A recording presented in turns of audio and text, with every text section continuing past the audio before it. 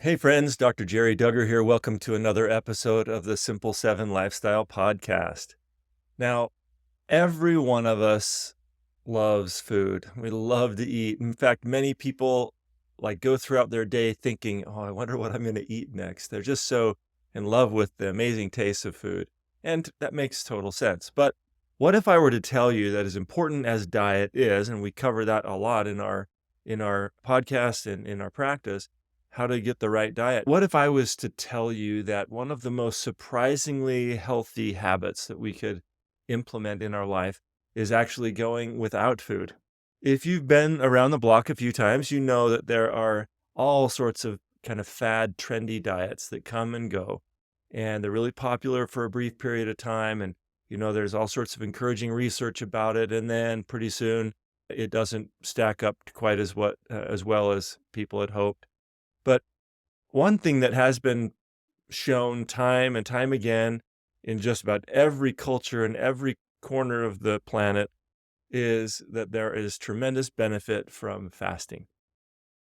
And, if we were just to define fasting as, stopping eating for a brief period of time, I think that the natural way of living would normally take care of this, right?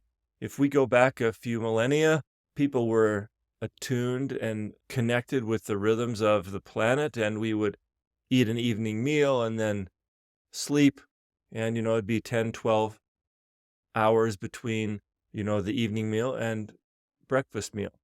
That is, we wouldn't call it anything. That's just kind of normal patterns of life.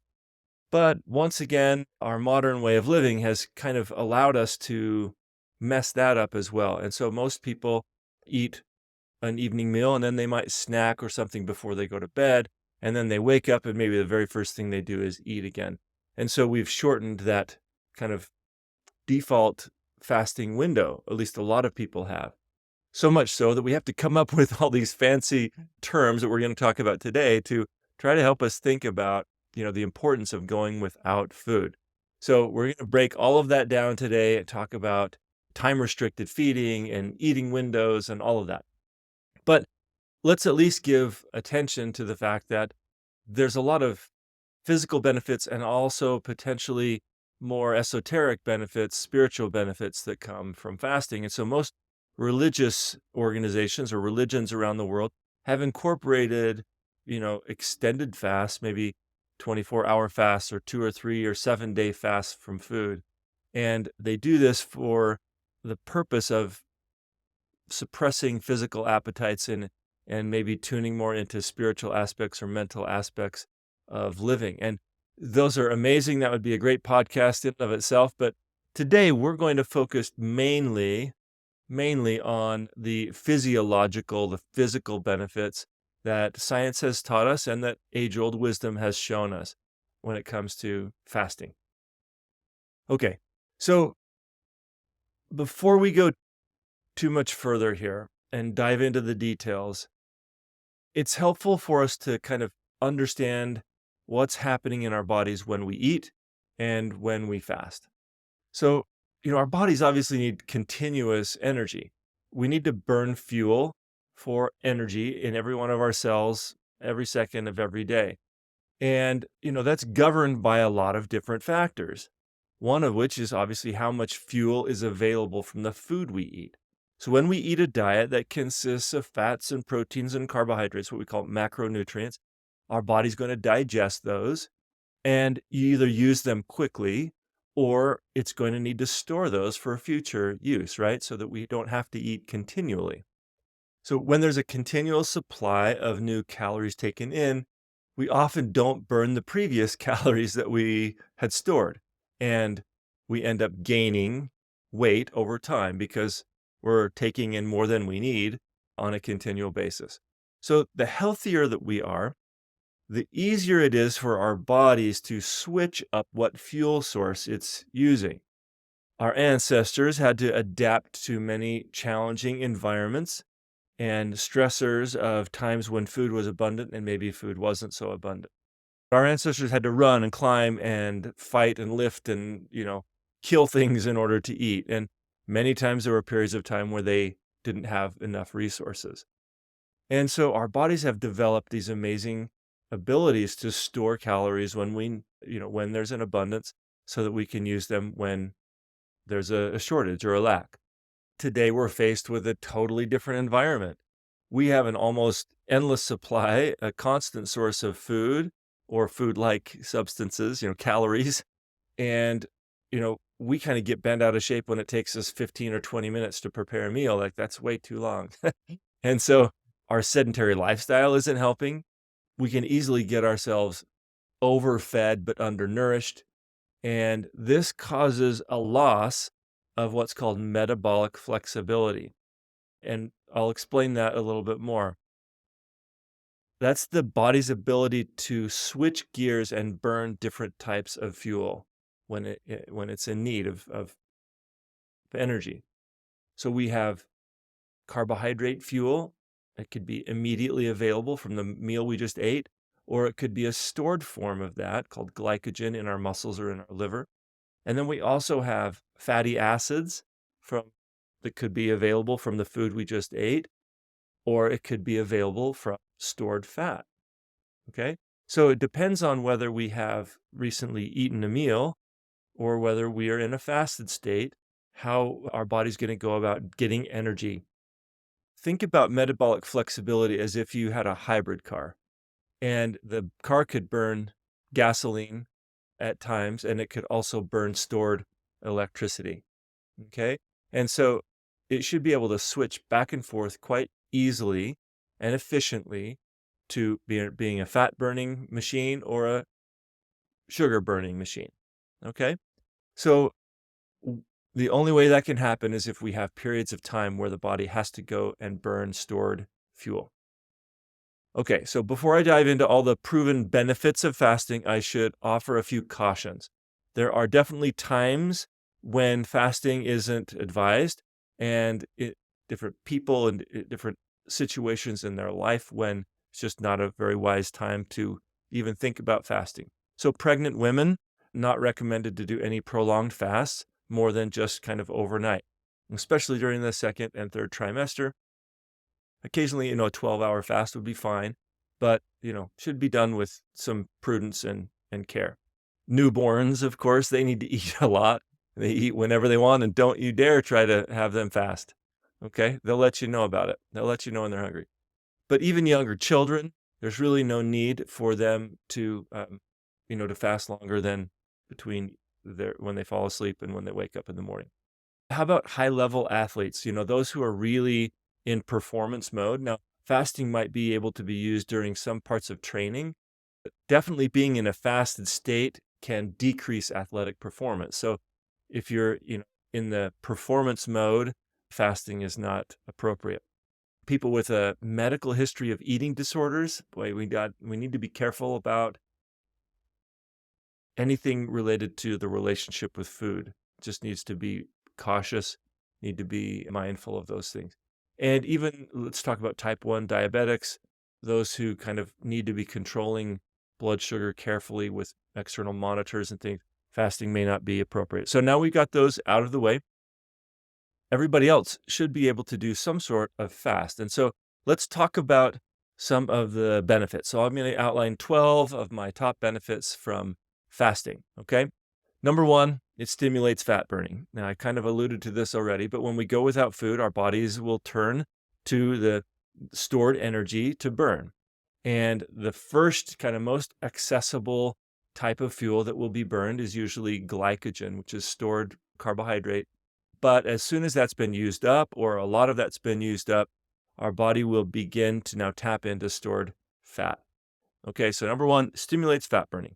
Number two, it improves energy levels. Now, this seems kind of counterintuitive because obviously, if you don't have any energy to burn, you're going to feel tired. But when we're burning stored energy and ketones particularly, they burn cleaner, and we actually get more energy out of burning those. And so we get more mental clarity also. And so it's a great idea to train your body to be able to switch gears into those fat burning zones, because then we're getting a cleaner energy source and we can actually get improved energy. Okay, number 3, going without food, obviously, takes a lot of stress off our digestive system. So digesting food is a very demanding process. It's a complex process. Lots of organs and systems have to be integrated to work well. There's a lot of energy that is burned while we're eating. And when we fast, we can divert that energy to other important healing processes. And, fasting and giving our gut some rest can go a long way in helping to heal the gut. So that's an important consideration. Number 4 is somewhat connected to number 3 in that fasting, we know, reduces inflammation. One of the ways the gut can heal during fasting is by an overall reduction in inflammatory drivers that we often are eating. So just eliminating specific inflammatory foods can lower inflammation, and then giving the gut a break helps it to heal and helps to lower the inflammation there. Okay, so now number 5, fasting stimulates something called autophagy. Autophagy is a fancy word that means the cleaning up and the pruning of our cells that aren't very healthy anymore. It's kind of programmed into our body that as our cells get kind of weaker and older and less able to do what they're supposed to do, there's a signal that turns on and the body kind of recycles those materials and turns them into new cells. And so it's kind of this pruning or trimming and cleaning up of kind of old and not so happy cells. And when we are in a state of fasting, it's kind of like the body says, I don't have any extra energy to waste trying to maintain cells that aren't very healthy. And so it will gobble them up. Okay. Autophagy means auto or self eating. So we kind of eat our own cells. Okay. And that opens up the window for new cells to be made, healthier cells to be made. Okay. So number 6, fasting improves repair of our genes. So research has shown that during times of famine and scarcity, our longevity genes turn on. And these are, sets of genes within our genetic code that help us become much more efficient in our cellular machinery, our cellular functioning. And so when things are scarce, we have to turn on those parts of our genetic code that give us the best chance of surviving that. And so we call them longevity genes, but those get turned on when we're in a fasted state. Now, kind of similar to this, we also know that fasting has the potential to stimulate stem cells. Now, we all have reserves of stem cells in our bodies that have not yet decided exactly what cell line they want to be. They kind of sit at the top of the food chain, and then as demand requires, they can kind of go down different pathways and build different types of cell lines. And those are critical for repairs. We have tons and tons and tons of these stem cells as tiny little children, and the number of stem cells decreases generally as we age, but we can do things that might stimulate more stem cells to be created, or stimulate the stem cells that are kind of quiescent and not doing much to be activated and start to, develop down these cell lines. Okay, so very, very cool. Helps with repair because these stem cells then go to these areas in the body that have disease, dysfunction, injury, and they can facilitate repair quicker. Okay, now number 8, fasting improves blood sugar and insulin sensitivity. When we are constantly bombarding our cells with glucose and sugar, then we have to have lots of insulin being produced in order to get that glucose and that sugar inside of the cell. And so as the blood sugar levels rise, the insulin levels try to rise to help get that out of the bloodstream and into our cells. So if we're doing this all day long and eating and eating an unbalanced diet, our blood sugar tends to ride high, our insulin rides high initially, and then our body becomes resistant to the effect of insulin. Pretty soon we're on the path to prediabetes and diabetes and all of the damage that comes from that to our physical body and our brain. But when we stop eating for a while, our blood sugar goes lower. Our insulin requirement goes lower as well. And like I said before, we start burning other things, including fats. And over time, when we do this, our blood sugar will trend lower and we'll be in a much better place, okay? We will avoid many of the risks of type 2 diabetes and all of that downstream mess. Okay, how about number 9, the ninth benefit of fasting? It reduces the risk of chronic disease. Now, I was talking about diabetes. Well, the same metabolic problems that are going on in diabetes are also at the root of cardiovascular disease, stroke, dementia, you know, all sorts of degenerative conditions, even inflammation and arthritis in the body. So almost every chronic disease we know is tied to inflammation, oxidative stress, and basically metabolic dysfunction. So if we can get our metabolism balanced and flexible between fats and glucose and, we become more efficient, we increase our stem cells, all of this all adds up to a decrease in chronic disease. Okay. Now, number 10, fasting helps us develop a better relationship with food in general. Many of us have become slaves to our cravings and food in general. We eat a ton of non-food, man-made Franken products, and those are designed to drive cravings, to drive behaviors of overconsumption. And so taking a break and understanding kind of what real hunger is versus boredom or emotional eating really helps us to develop a better relationship with food. Food now becomes just part of how we thrive and live our very best life. Okay? So we establish or reestablish natural hunger and natural thirst. And I just think that creates a much better relationship with food in general. Okay, number 11, improved mental health. Now, I talked a little bit about the fact that the same metabolic problems going on with diabetes and cardiovascular disease and what have you are also driving neurodegeneration like Alzheimer's, Parkinson's, and dementia. So when we have more stable blood sugar and we are burning fat appropriately and efficiently, that decreases the stress on the brain.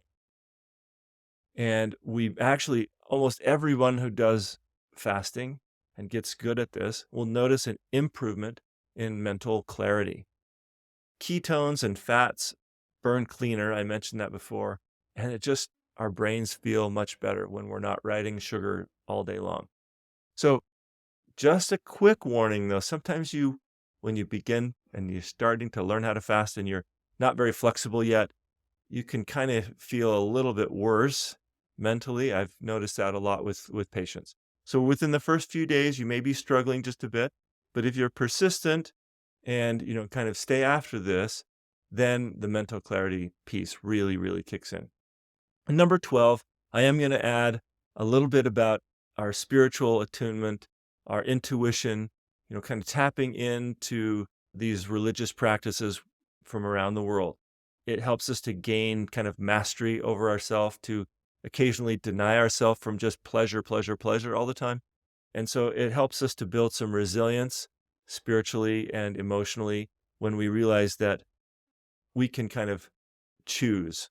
We're not really beholden to things pulling us and cravings and drives running our whole life, but we can, in the face of hunger, we can choose to not eat for a little while. There's some spiritual power that can come from that. Okay, so those are my top 12 benefits from fasting. Now let's talk about fasting options, because all along you may be not quite sure what I mean by fasting. So let's talk a little bit about this, because there's a variety of ways to go about getting some of these benefits.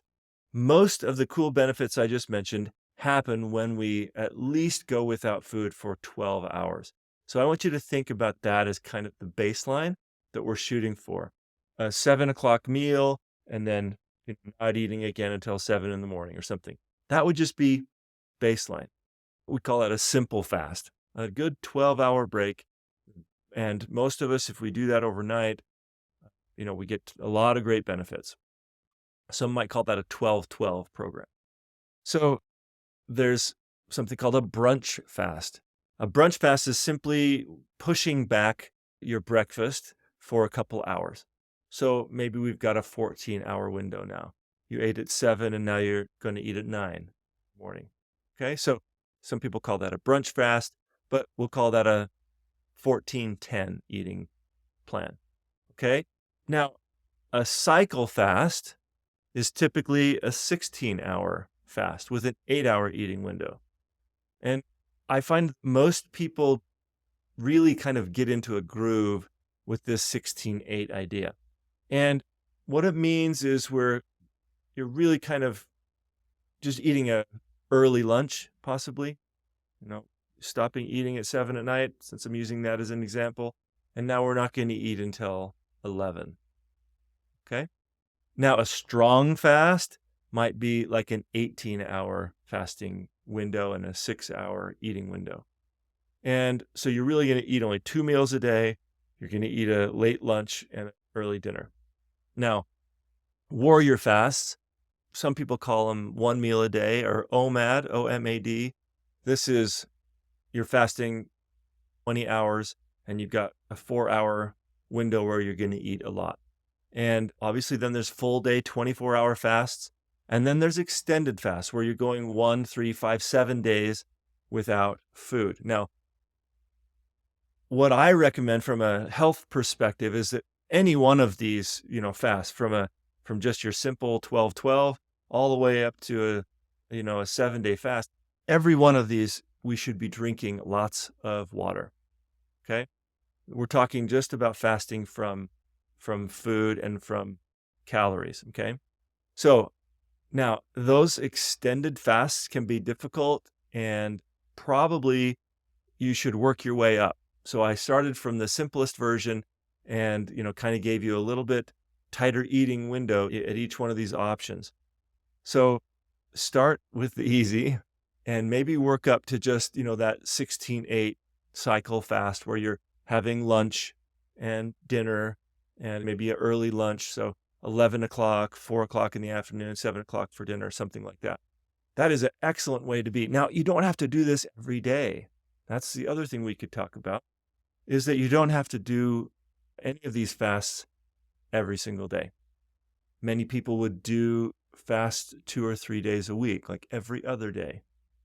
Or you might want to just once a month where you do a 24-hour fast or a 48-hour fast with plenty of water.